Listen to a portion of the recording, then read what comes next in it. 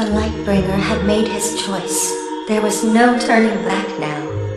He closed his eyes, focusing on the life force coursing through his body. For a moment, he felt a pang of fear. Would it hurt to die? But then, laughter filled his mind. This was not his first time, but it would be his last. He shut his eyes, and like that, he was gone. My friend and companion had left this world for good. Sadness filled every inch of my being. But before I could process it, I was overwhelmed by an unimaginable pain. It felt as if my very being was aflame.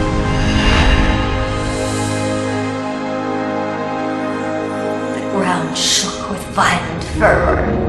The room plunged into utter darkness. The pain grew so great I could barely think. And then, just like that, it was gone. My stone prison had been opened. I was a free ember once more.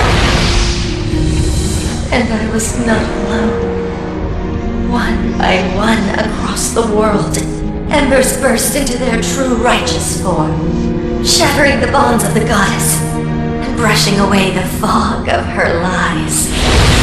Tattered memories of the embers past slowly returned.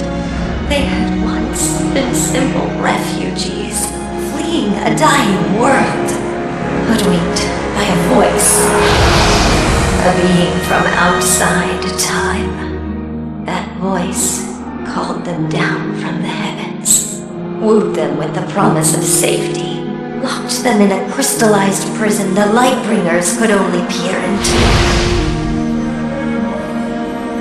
But no more. The weakness was gone. The embers would not run again. This was their home now. They had become an irremovable cog in the wheels of nature here. There was but one thing left to do. It was time for the embers to speak. People of Domus, hear me now. The voice of the embers can no longer be denied. Our bonds are broken, and the world as you know it has changed. Your days of exploitation and torture of my race are at an end. I do not ask you to fear us, to fear retribution. That is not the path we want. I ask only for an audience, a seat at the table. The embers are awake, and we have a lot to say.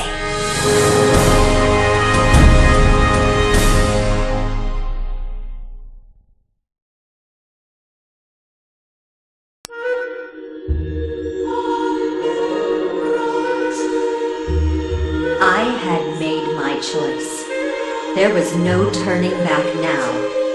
I channeled every ounce of power within me and burst from my lantern, my brilliant form blinding all who dared look. I reached out for the goddess. As I grasped her soul, I felt a pang of sadness.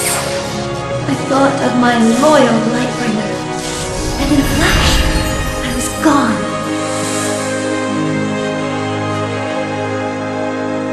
It is often said in Domus that in death, you see images of your past flash before you. Well, perhaps it's different for embers.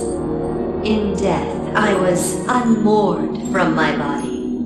And for a brief moment, I could see all of Domus at once. I saw the earth shake.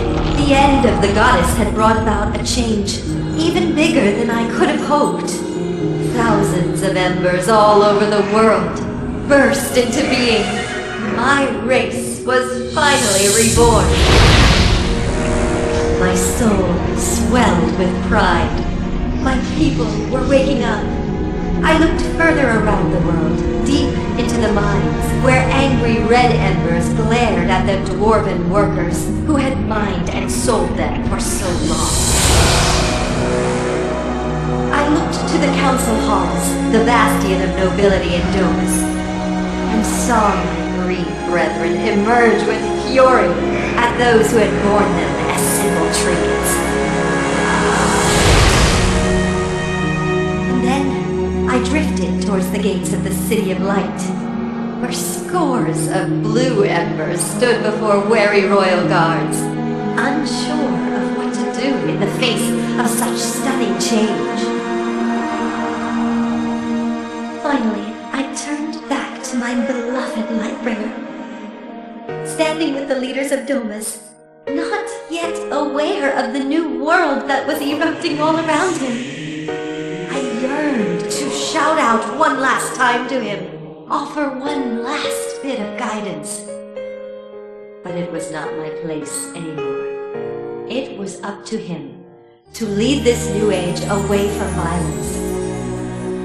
As the world at last grew dark before me, I felt a rush of warm comfort. He was my Lightbringer. I had taught him well, and he would never give up.